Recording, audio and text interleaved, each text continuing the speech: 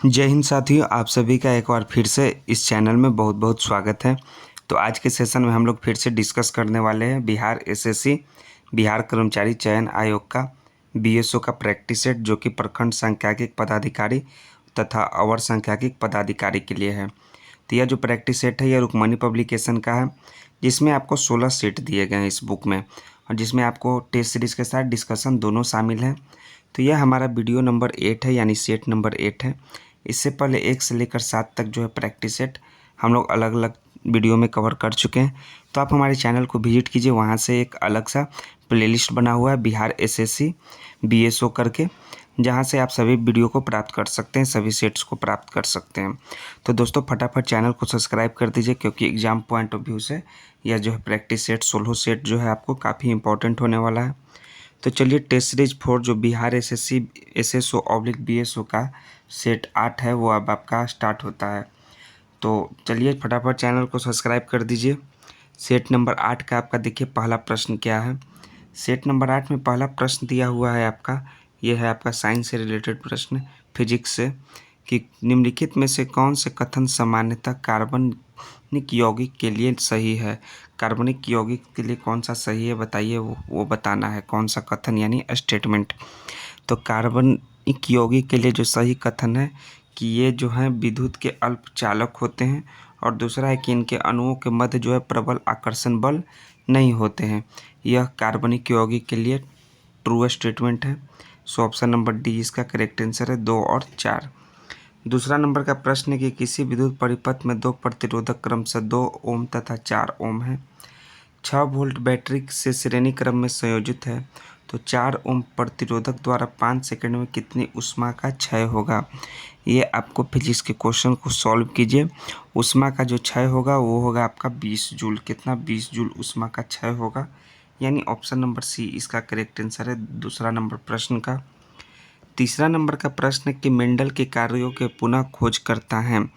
तो मेंडल के कार्यों के पुनः खोजकर्ता जो है ह्यूगो डिब्रीज है, कार्ल कैडिंसन एवं एरिक वॉन थॉमसन है, एरिक वॉन शेरमैक हैं, यानी ये सभी हैं। ऑप्शन नंबर डी इसका करेक्ट आंसर होगा, ह्यूगो डिब्रीज, कार्ल कैडिंसन और एरिक वॉन शेरमैक। ऑप्शन डी ये सभी। चौथा नंबर का प्रश्न है कि विडाल टेस्ट द्वारा किसकी पहचान की जाती है। तो विडाल टेस्ट के द्वारा जो है टाइफाइड ज्वर की पहचान की जाती है, यानी ऑप्शन नंबर डी इसका राइट आंसर हो जाएगा आपका चौथा नंबर के प्रश्न का। टाइफाइड जो है छोटी आंत को प्रभावित करता है, किसको? छोटी आंत को। और मलेरिया जो है मादा एन्फोलॉजी मच्छर के कारण होता है, और मलेरिया में जो है ठंड लगकर बुखार आता है। क्या है? ठंड लगता है, उस पर बुखार आता है मलेरिया में। पाँचवा नंबर का प्रश्न है यकृत यानी जिगर का सिरोसिस रोग किसके लगातार सेवन से होता है। तो यह जो है लंबे समय तक जो है एल्कोहल के सेवन से होता है। सो ऑप्शन नंबर इसका भी करेक्ट आंसर हो जाएगा, एल्कोहल। छठा नंबर का प्रश्न है कि किसी आहार श्रृंखला में जो है पोषी स्तरों की संख्या को निम्नलिखित में से कौन सीमित करता है। तो सीमित करता है उच्चतर पोषी स्तरों पर ऊर्जा में कमी होना, यानी ऑप्शन नंबर ए इसका छठा का करेक्ट आंसर है। ये सभी आपका सभी साइंस से रिलेटेड प्रश्न है। सातवां नंबर का प्रश्न है कि गुलाबी क्रांति यानी कि पिंक रेवोल्यूशन किससे संबंधित है। तो पिंक रेवोल्यूशन जो है झींगा उत्पादन से संबंधित है, यानी ऑप्शन नंबर सी इसका करेक्ट आंसर होगा 7 नंबर प्रश्न का। और जान लीजिए दोस्तों, इसमें जो है आपका लाल क्रांति जो है वो आप किससे संबंधित है, वो है टमाटर उत्पादन से, ठीक। और सुनहरी क्रांति जो है वो है किससे संबंधित है, बागवानी उत्पादन से। गोल क्रांति जो है वो है आलू उत्पादन से। और जो है आपका स्वर्ण रेखा क्रांति जो है वो किससे है, वो है जूट उत्पादन से संबंधित। और सदाबहार क्रांति जो है वो है आपका समग्र कृषि उत्पादन से संबंधित है। ये सभी क्रांति यानी revolution. So option number C pink revolution झींगा उत्पादन से संबंध रखता है। आठवां नंबर का प्रश्न है कि ईंधन का जो है अपस्फोट रोधी गुण बढ़ाने के लिए निम्न में से मिलाया जाता है। अपस्फोट रोधी गुण बढ़ाने के लिए वो मिलाते हैं हम लोग लेड टेट्रा एथिल एवं एथिल ब्रोमाइड, ये दोनों को मिलाया जाता है ईंधन में। सो ऑप्शन नंबर ए इसका करेक्ट आंसर हो जाएगा। 9वां नंबर का है कि सेरिब्रम मस्तिष्क के किस भाग में पाए जाते हैं? तो सेरिब्रम जो है आपके अग्र भाग में पाए जाते हैं मस्तिष्क के, यानी अग्र यानी कि फोरब्रेन। सो ऑप्शन नंबर इसका करेक्ट आंसर बी होगा। 10वां नंबर का प्रश्न है जो मैथ से रिलेटेड प्रश्न है। तो मैथ से सभी रिलेटेड प्रश्न को आपको खुद से सॉल्व करना होगा, कुछ कुछ को हम इसका आंसर बताते जाएंगे। कौन सा जो भिन्न है सबसे बड़ा है? तो सबसे बड़ा भिन्न बताइए। 4/9 का मान जो आएगा आपका 0.044 आएगा, ठीक। 4/26 का मान आपका 0.15 आएगा, और 56/71 का जो मान है आपका 0.78 आएगा, और 28/81 का मान 0.34 आएगा। तो आपका 0.78 जो है सबसे बड़ा हो जाएगा। तो 0.78 किसका मान है? वो है 56/71 का, यानी ऑप्शन नंबर बी 10वां नंबर का करेक्ट आंसर होगा। चलिए 11 नंबर का प्रश्न देखते हैं कि एक तेल या वसा में असंतृप्तता की मात्रा को मापा जाता है, तो वो मापा जाता है किस यंत्र से? तो मापा जाता है दोस्तों, फटाफट कमेंट में आंसर दीजिए, आयोडीन मान से। सो ऑप्शन नंबर बी इसका करेक्ट आंसर हो जाएगा आपका 11 नंबर के प्रश्न का, आयोडीन मान। 12 नंबर का प्रश्न आपका क्या है कि निम्नलिखित में असत्य प्रकथन का चयन करिए जो असत्य कथन है। तो असत्य कथन यानी फॉल्स स्टेटमेंट कौन से हैं? फॉल्स है कि भारत में जो है प्रत्यावर्ती धारा में प्रत्येक 1/100 सेकंड के पश्चात दिशा परिवर्तन होता है। तो यह जो है असत्य कथन है, यानी ऑप्शन नंबर डी इसका करेक्ट आंसर है। 13 नंबर है कि देखिए पेपर फोल्डिंग से संबंधित रीजनिंग के प्रश्न है कि इस आकृति को मोड़कर इस प्रकार से बनाया जाता है। तो पूरा जब पेपर को खोलिएगा तो किस प्रकार की आकृति बनेगी? तो ये आकृति जो है आपका एक यहाँ होगा, एक यहाँ होगा, एक यहाँ होगा, एक यहाँ होगा। सो ऑप्शन नंबर इसका जो है बी करेक्ट आंसर हो जाएगा। 14 नंबर का प्रश्न है कि अनुचुंबकीय यानी पैरामैग्नेटिक पदार्थ है। तो पैरामैग्नेटिक पदार्थ कौन सा है? प्लेटिनियम है इन चारों ऑप्शन में। सो ऑप्शन नंबर ए 14 का करेक्ट आंसर हो जाएगा। 15 है कि प्रतिरक्षा प्रक्रिया में भाग लेने वाली कोशिकाएं हैं यानी सेल हैं, वो सेल का नाम है लिम्फोसाइट्स, जो कि प्रतिरक्षा प्रक्रिया में भाग लेती है। 16 नंबर का प्रश्न देखिए कि जो है ये जो है इससे एक निश्चित प्रकार का संबंध है, उसी प्रकार इससे संबंध है, तो इसका संबंध किससे होगा? ये रीजनिंग के संबंधित प्रश्न है। तो रीजनिंग और मैथ से संबंधित प्रश्नों को आपको खुद से सॉल्व करना होगा, हम इसका सभी का आंसर नहीं बताएंगे। आपका इसका बुक का PDF जो है टेलीग्राम के माध्यम से मिल जाएगा। तो टेलीग्राम का लिंक आपको डिस्क्रिप्शन में दिया होगा, वहाँ से आप प्राप्त कर सकते हैं सभी जो आपका सेट्स का जो है PDF, और साथ में आंसर की भी आपको मिला रहेगा जिससे आप मिलान कर सकते हैं। तो 16 नंबर का सिर्फ बता देते हैं कि किसका संबंध किससे होगा आंसर। तो ये जो है आपका RUKV का संबंध जो है आपका NQGR से होगा। सो ऑप्शन डी इसका करेक्ट आंसर है। ये सभी देखिए 17, 18 ये सभी आपका मैथ और रीजनिंग से जो भी प्रश्न होंगे आपको खुद से वीडियो को पॉज करके सॉल्व कीजिए, या फिर आप इसको PDF के माध्यम से आप सॉल्व कर सकते हैं, जिसमें आपको आंसर की भी दिया होगा, और डिस्क्रिप्शन में PDF का लिंक के लिए जो है टेलीग्राम का लिंक आपका दिया है। देखिए 26 नंबर का प्रश्न जो है सामान्य अध्ययन से रिलेटेड है कि निम्नलिखित में से कौन सा भारत में श्रम के बारे में सही यानी उत्पादन के कारक के रूप में है? तो उत्पादन के कारक के रूप में जो है यह जो है सबसे अधिक मात्रा में है। सो ऑप्शन नंबर ए इसका करेक्ट आंसर है, भारत में जो श्रम है सबसे अधिक मात्रा में है। 27 नंबर है कि डॉक्टर भीमराव अंबेडकर द्वारा किस अनुच्छेद को भारतीय संविधान का हृदय तथा आत्मा के रूप में वर्णित किया है? तो भीमराव अंबेडकर ने अनुच्छेद 32 को यह हृदय तथा आत्मा के रूप में वर्णित किया है। सो ऑप्शन नंबर सी इसका करेक्ट आंसर होगा। 28 नंबर है कि किस प्रकार के सरकार में राजनीतिक शक्तियों को अधिक से अधिक नागरिकों में विभाजित की जाती है? तो सरकार का नाम है दोस्तों लोकतांत्रिक सरकार, यानी ऑप्शन डी इसका करेक्ट आंसर है। 29 नंबर है कि आपको इसका सॉल्व करके इसका मान ज्ञात करना है। तो इसको सॉल्व करने के बाद मान ज्ञात आएगा 26 के पावर -24, यानी ऑप्शन नंबर सी इसका 29 का करेक्ट आंसर है। 30 नंबर का प्रश्न देखिए क्या है कि चंपारण आंदोलन किस भारतीय राज्य में शुरू हुआ था? तो चंपारण आंदोलन जो है 1917 ईस्वी में भारत के बिहार राज्य में शुरू हुआ था। महात्मा गांधी के द्वारा जो है प्रथम आंदोलन यही है, चंपारण आंदोलन। सो ऑप्शन नंबर ए इसका करेक्ट आंसर है 30 नंबर का बिहार। 31 नंबर है कि आपको देखिए कि आपको जो है सही बनाने के लिए किन दो चिन्हों को प्रश्न पर बदलना पड़ेगा। इस चिन्हों में से प्लस, भागा, माइनस और गुना में कि 175 आ जाए तो चिन्ह बदलना पड़ेगा आपको, प्लस को और गुना को, चिन्ह को दोनों को बदलना होगा। सो ऑप्शन नंबर बी इसका करेक्ट आंसर है। 32 नंबर है कि साधारण भिन्न में व्यक्त कीजिए। ये भी मैथ से रिलेटेड प्रश्न है। तो साधारण भिन्न में व्यक्त कीजिए और जिनका भी आंसर व्यक्त करने पर आपका 1211/9900 आएगा, उनका यह करेक्ट आंसर हो जाएगा। 33 नंबर का प्रश्न है कि अस्थाई भूमि बंदोबस्त क्या है। तो अस्थाई भूमि बंदोबस्त जो है क्या है, पुराने जमींदारों के लिए हानिकारक था। सो ऑप्शन नंबर 20 का करेक्ट आंसर है। अस्थाई भूमि बंदोबस्त के बारे में ये 4 स्टेटमेंट दिया गया है, जो कि आपका 20 का करेक्ट आंसर होगा। 34 है कि इस्तमारी बंदोबस्त का प्रमुख कारण क्या था, का जो है प्रमुख प्रभाव था। इस्तमारी बंदोबस्त का प्रमुख प्रभाव था कंपनी का निश्चित लगान, इसका जो है प्रमुख प्रभाव था। सो ऑप्शन ए 34 नंबर प्रश्न का करेक्ट आंसर हो जाएगा। 35 नंबर का प्रश्न है कि कौन सा एकमात्र खेल है जहां राग या बोलना अनिवार्य है।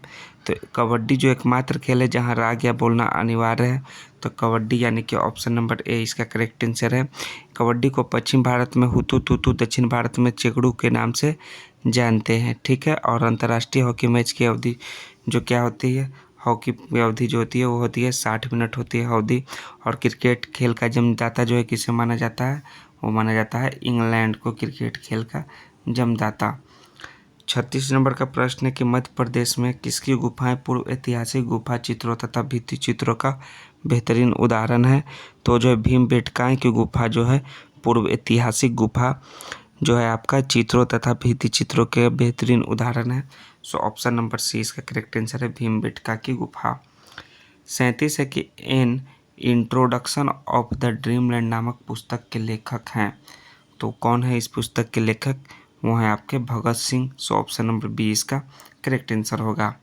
38 नंबर है कि कॉक्स बाजार दुनिया में सबसे लंबा समय तक अटूट समुद्र तट पर है, किस देश का, वो है बांग्लादेश का जो है कॉक्स बाजार जो है दुनिया में सबसे लंबा समय तक अटूट समुद्र तट है। 29 नंबर का प्रश्न देखिए क्या है, कथन दिया है कि सभी जेल नाव हैं, सभी पंप नाव हैं और सभी नाव जहाज है, ठीक है। और निष्कर्ष क्या दिया हुआ है कि सभी पंप जहाज है, सभी जहाज जेल है और कुछ जहाज पंप हैं। तो ये 3 निष्कर्ष में जो है कौन सा कथन का जो है सही निरूपण कर रहा है। तो जो है कि केवल जो है निष्कर्ष 1 और 3 जो है सही अनुसरण कर रहा है कथन का, यानी ऑप्शन नंबर ए इसका 39 का करेक्ट आंसर होगा। ये रीजनिंग के प्रश्न आप खुद से सॉल्व कीजिएगा। 40 है कि किसने यह कहा कि भारत में ब्रिटिश आर्थिक नीति घिनौनी है, यह भारत में सामाजिक क्रांति का कारण बनेगा। तो यह कथन जो है कार्ल मार्क्स ने कहा था। सो ऑप्शन नंबर सी 40 नंबर प्रश्न का करेक्ट आंसर है। 41 नंबर है कि कौन सा चट्टान या धातु के बड़े टुकड़े हैं जो ज़्यादातर मंगल और बृहस्पति की भी सूर्य की परिक्रमा करते हुए पाए जाते हैं। तो वह आपके क्षुद्र ग्रह चट्टान या धातु के बड़े टुकड़े हैं। सो ऑप्शन नंबर सी 41 का करेक्ट आंसर है। 42 नंबर है कि महानदी बेसिन का विस्तार किस राज्य में नहीं है। तो महानदी बेसिन का विस्तार जो है आपका उत्तर प्रदेश राज्य में नहीं है, बाकी उड़ीसा, झारखंड और छत्तीसगढ़ में है। So option number C UP इसका करेक्ट आंसर हो जाएगा। 43 नंबर है कि निम्नलिखित में से कौन भारतीय राष्ट्रीय भुगतान निगम का उत्पादन नहीं है।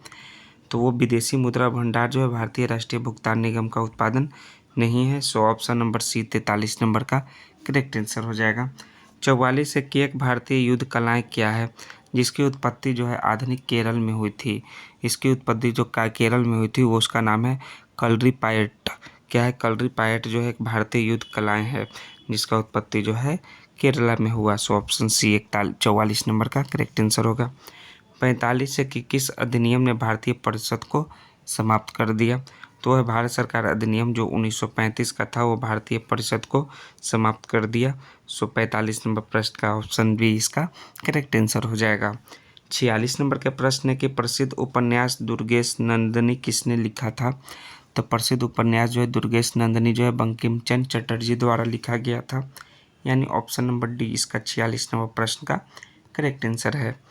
47 है कि भारत में प्रसिद्ध गोल गुंबद कहाँ स्थित है। तो भारत में जो प्रसिद्ध गोल गुंबद है वो है आपका बीजापुर में स्थित है, यानी ऑप्शन नंबर इसका करेक्ट आंसर डी हो जाएगा 47 नंबर प्रश्न का। 48 है कि फील्ड मार्शल के पद पर पदोन्नत होने वाले पहले भारतीय सेना अधिकारी कौन थे? तो फील्ड मार्शल के पद पर पदोन्नत होने वाले पहले भारतीय सेना अधिकारी सैम मानेकशॉ थे। यानी ऑप्शन नंबर सी इसका 48 का करेक्ट आंसर होगा। 49 नंबर है कि सूची 1 को सूची 2 से सुमेलित करें। एक तरफ आपका पंचवर्षीय योजना और दूसरी तरफ आरंभ वर्ष दिया गया है। तो पंचवर्षीय योजना जो है आपका 5वीं पंचवर्षीय योजना वो 1974 का था, तो वो आपका 51 सही है। द्वितीय 1956 ये आपका बी का 2 ये भी सही है। 8वीं पंचवर्षीय योजना जो है 1992 का था, यानी कि आपका 3 का 4 हो जाएगा सी का। और 7वीं जो है 1985 यानी कि आपका डी का 3। 1 2 4 3 जो ऑप्शन नंबर आपका देखिए बी में दिया हुआ 1 2 4 3 ऑप्शन नंबर बी 49 का करेक्ट आंसर हो जाएगा। 50 नंबर का प्रश्न है कि भारतीय संविधान में कौन सा अनुच्छेद कानून के समझ समानता को निर्दिष्ट करता है? तो भारतीय संविधान में अनुच्छेद 14 जो है कानून के समझ समानता को निर्दिष्ट करता है, यानी ऑप्शन नंबर बी इसका अनुच्छेद 14 करेक्ट आंसर है 50 नंबर प्रश्न का। 51 है कि भारतीय मानक समय ग्रीनविच मध्य जो है समय से आगे है, कितना घंटा आगे है? वो 5 घंटा 30 मिनट से आगे है, यानी ऑप्शन नंबर डी इसका करेक्ट आंसर है 51 का। 52 नंबर का प्रश्न मैथ का प्रश्न है, वो आप सॉल्व कीजिए खुद से वीडियो को पॉज करके, या फिर आप पीडीएफ की सहायता से आप सॉल्व कर सकते हैं। 53 नंबर है कि भारत के आर्थिक इतिहास पर पहली प्रसिद्ध पुस्तक जो है उन किनके द्वारा लिखा गया था? भारत के आर्थिक इतिहास पर वो लिखा गया था पुस्तक दोस्तों रमेश चंद्र दत्त के द्वारा, यानी ऑप्शन नंबर डी इसका करेक्ट आंसर होगा। 54 है कि अलकनंदा नदी भारत में भागीरथी में कहाँ मिलती है? तो अलकनंदा नदी भारत में जो है भागीरथी नदी में देवप्रयाग में मिलती है, सो ऑप्शन नंबर डी इसका करेक्ट आंसर है 54 का। 55 है कि त्रिपिटक शास्त्रों का सिद्धांत कैनन ऑफ स्क्रिप्चर्स के लिए एक शब्द है, उस शब्द का नाम है क्या? बौद्ध, यानी ऑप्शन नंबर सी इसका करेक्ट आंसर हो जाएगा 55 नंबर प्रश्न का। 56 है कि चित्तरंजन दास सुभाष चंद्र बोस के थे, तो चित्तरंजन दास जो है सुभाष चंद्र बोस के राजनीतिक यानी या उपदेशक गुरु थे, राजनीतिक उपदेशक या फिर गुरु थे चित्तरंजन दास, सो ऑप्शन नंबर सी 56 का करेक्ट आंसर हो जाएगा। 57 है कि निम्नलिखित आयोगों के गठन का सही तिथिक्रम क्या है? 57 नंबर, तो सही तिथिक्रम जो है पहला आपका मैकडोनाल्ड आयोग आएगा, दूसरा नंबर पर जो आएगा प्रथम औद्योगिक आयोग, और तीसरा जो आएगा प्रथम वित्तीय आयोग। सो 1 2 3 जिस प्रकार से यह ऑप्शन में दिया हुआ है आपका ए में, वही आपका करेक्ट आंसर है, सो ऑप्शन नंबर ए 57 का करेक्ट आंसर हो जाएगा। 58 नंबर का प्रश्न है कि कौन सा देश विश्व में सर्वाधिक सोना जो है उत्पादित करता है? तो सबसे ज़्यादा सोना जो है इनमें से चीन जो है उत्पादित करता है, सो ऑप्शन नंबर बी इसका करेक्ट आंसर हो जाएगा चीन। 59 है कि 1986 में राजीव गांधी की सरकार ने लोकतंत्र के लिए पंचायती राज संस्थाओं का जो है पुनरुद्धार और विकास पर एक समिति की नियुक्ति किया, वो किसकी अध्यक्षता में की थी? तो यह किया गया था एल.एम. सिंघवी की अध्यक्षता में नियुक्ति, सो ऑप्शन नंबर ए 59 का करेक्ट आंसर हो जाएगा। 60 नंबर है कि नुआखाई जुहार कृषि त्यौहार है, और यह मुख्य रूप से किस प्रकार के लोगों के द्वारा जो है मनाया जाने वाला सबसे प्राचीन त्योहारों में से एक है? तो यह जो है आपका पश्चिम उड़ीसा और दक्षिणी छत्तीसगढ़ के लोगों द्वारा मनाया जाने वाला सबसे प्राचीन त्यौहार है, जो कि इसका नाम है नुआखाई जुहार कृषि, so option number C 60 number का करेक्ट आंसर होगा। 61 है कि सूची 1 को सूची 2 से सुमेलित कीजिए। तो सर्व शिक्षा अभियान जो है 2001 में आया था, और साक्षर भारत मिशन कब आया? वो 2009 ईस्वी में आया। नेक्स्ट है उसके बाद ऑपरेशन ब्लैक बोर्ड, वो 1987 ईस्वी में आया, और लास्ट है आपका भारतीय साक्षरता मिशन 1988 ईस्वी, यानी 3412 कौन सा ऑप्शन में है? वो ऑप्शन नंबर देखिए ए में आपका दिया हुआ है 3412, ऑप्शन नंबर ए इसका करेक्ट आंसर हो जाएगा आपका। नेक्स्ट है 62 नंबर की जर्मनी में मुद्रा क्या है? तो जर्मनी का जो मुद्रा है वो है आपका यूरो का प्रचलन है, सो ऑप्शन नंबर इसका एक करेक्ट आंसर हो जाएगा आपका 62 का। 63 जो है आपका कि ये सभी आपका मैथ के प्रश्न है, आप सॉल्व कीजिए। 63 64 65 66 जो भी है मैथ के प्रश्न को आप वीडियो को पॉज करके सॉल्व कीजिए, या फिर आप पीडीएफ की सहायता से 71 नंबर के प्रश्नों को सॉल्व कीजिए। वर्ष 2025 को संयुक्त राष्ट्र ने किस वर्ष के रूप में घोषित किया है? 72 नंबर का प्रश्न है, 2025 को संयुक्त राष्ट्र ने फटाफट दोस्तों कमेंट में आंसर दीजिए। इसका जो राइट आंसर होगा वो होगा आपका दोनों की राष्ट्रीय सहकारिता वर्ष और क्वांटम विज्ञान और प्रौद्योगिकी का अंतर्राष्ट्रीय वर्ष, इस दोनों के रूप में जो है घोषित किया है, यानी ऑप्शन सी इसका करेक्ट आंसर है। 73 है कि हाल ही में 2025 के अंतर्राष्ट्रीय योग दिवस के लिए कौन सी थीम की घोषणा की गई। वो थीम का नाम है एक पृथ्वी एक स्वास्थ्य के लिए योग। यह जो है वर्ष 2025 का अंतर्राष्ट्रीय योग दिवस पर थीम का घोषणा हुआ है। 74 नंबर है कि केंद्रीय बजट 2025-26 में सूक्ष्म उद्योग के लिए निवेश की कितनी सीमा निर्धारित की गई है। तो निवेश के लिए जो है आपका 2.5 करोड़ की सीमा जो है निर्धारित की गई है, यानी ऑप्शन नंबर ए इसका 74 का करेक्ट आंसर होगा। 75 नंबर का प्रश्न देखिए क्या है कि मार्च 2025 में दिया सलाई नामक किसकी आत्मकथा का विमोचन किया गया है। तो दिया सलाई नामक जो है आत्मकथा यह जो है कैलाश सत्यार्थी का है, जिसका विमोचन किया गया है। सो ऑप्शन नंबर सी 75 का करेक्ट आंसर होगा। 76 है कि इलेक्ट्रॉनिक्स और सूचना प्रौद्योगिकी मंत्रालय ने किस IIT के सहयोग से एग्री हब लॉन्च किया है। तो एग्री हब जो लॉन्च किया है वो क्या IIT इंदौर के सहायता से। सो ऑप्शन नंबर सी इसका करेक्ट आंसर है। 77 है कि इसरो के द्वारा reusable launch vehicle RLV LEX 02 का सफल लैंडिंग कराई गई, जिसका नाम क्या है, जिसका नाम है पुष्पक। सो ऑप्शन नंबर इसका एक करेक्ट आंसर हो जाएगा पुष्पक। 78 है कि 1 से 13 अप्रैल 25 तक संयुक्त सैन्य अभ्यास टाइगर ट्रायम्फ को भारत के साथ किस विदेश ने मिलकर आयोजित किया है। ये फटाफट दोस्तों कमेंट में आंसर दीजिए। करंट अफेयर से संबंधित प्रश्न है। तो यह जो है भारत ने अमेरिका के साथ मिलकर जो है टाइगर ट्रम्प को मिलकर आयोजित किया है। सो ऑप्शन बी 78 का करेक्ट आंसर है। 79 है कि सुगौली की संधि 1861 में ब्रिटिश और किसके बीच हस्ताक्षरित की गई। तो सुगौली की संधि जो है ब्रिटिश और गोरखा के बीच जो है हस्ताक्षरित की गई, यानी ऑप्शन बी इसका करेक्ट आंसर हो जाएगा गोरखा 79 का। 80 में निम्नलिखित में से कौन सा स्टेटमेंट सही है। तो ट्रू स्टेटमेंट है कि राज्यसभा के 12 सदस्यों को जो है राष्ट्रपति के द्वारा नामित किया जाता है, यह जो है आपका ट्रू स्टेटमेंट है। बाकी ये सभी फॉल्स हैं। 81 82 ये सभी आपका मैथ के प्रश्न हैं, आपको खुद से सॉल्व कीजिए। 91 92 93 94 95 96 सभी जो है आपके मैथ से और रीजनिंग से संबंधित प्रश्न हैं। हम लोग जो है इसका मैथ से और रीजनिंग के प्रश्नों को सॉल्व नहीं करेंगे, साइंस और आपके किसके समान अध्ययन से रिलेटेड जो भी प्रश्न है उसको हम लोग देखने वाले हैं।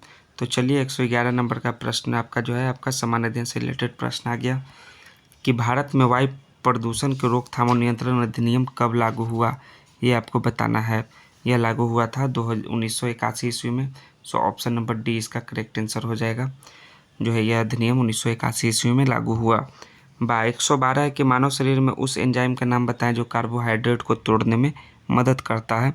तो कार्बोहाइड्रेट को तोड़ने में जो है आपका एमाइलेज जो है मदद करता है, यानी ऑप्शन नंबर डी इसका करेक्ट आंसर है 112 का। 113 है कि कैरा अम्ल निम्न में कौन है। तो कैरा अम्ल जो है निम्न में H2SO5 है, यानी ऑप्शन नंबर ए इसका करेक्ट आंसर H2SO5 का नाम जो है कैरा अम्ल है। याद रखिएगा कैमरा अम्ल H2SO4 और सल्फ्यूरिक अम्ल H2SO4 है। फिर नीचे दिए गए जो श्रृंखला में 18 है, 24 है, 34 है, 40 है, 50 है, इसके बाद कौन सा आपका जो है आपका अच्छा रहेगा।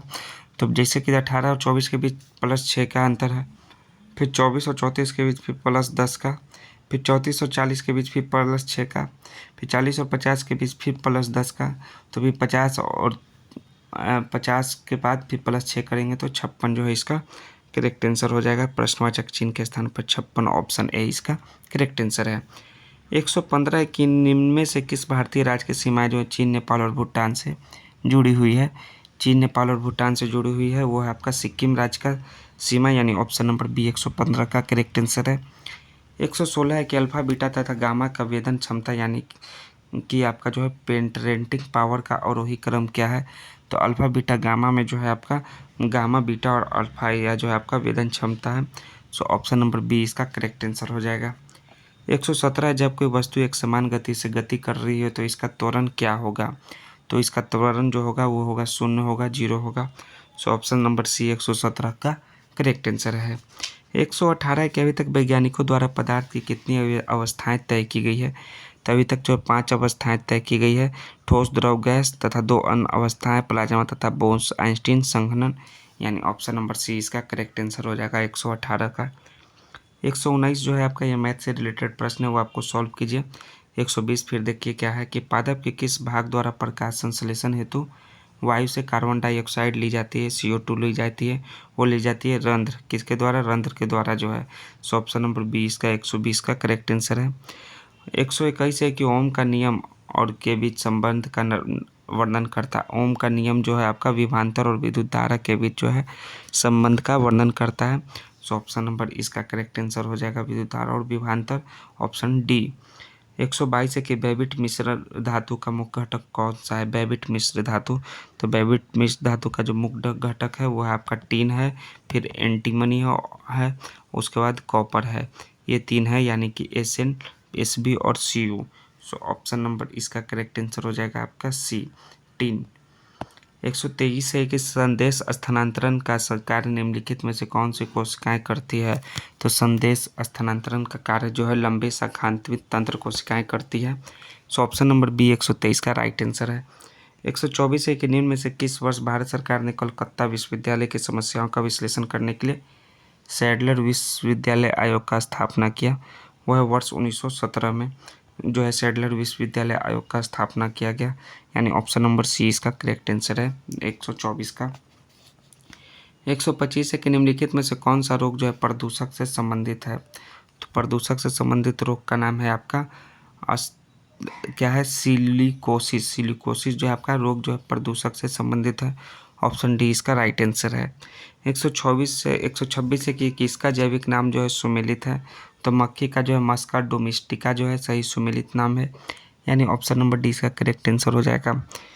नेक्स्ट है आपका क्या है? आलू का जो है आपका नाम क्या है? आलू का नाम है आपका सोलेनम ट्यूबरसोम, ठीक है, तो ये गलत है। और नेक्स्ट मटर का जो नाम है पाइसम सेटिवियम, ये भी आपका गलत है।